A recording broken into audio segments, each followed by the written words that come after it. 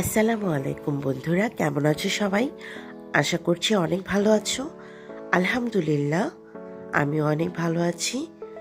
তো আজ সকালের নাস্তায় ছিল আমার ভেজিটেবল স্যুপ নুডলস আর একটা ডিম সিদ্ধ করে নিয়েছি, আর সাথে ছিল 1 কাপ গরম গরম রং চা। তো এই ছিল আজকে ব্রেকফাস্ট। খেতে অনেক বেশি মজা ছিল এই স্যুপ নুডলসটা।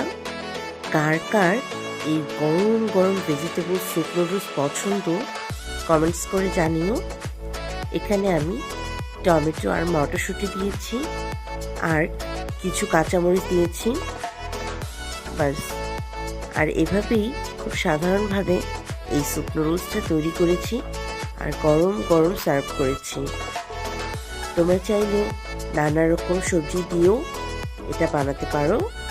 খুব চটজলদি এটা তৈরি করা যায়।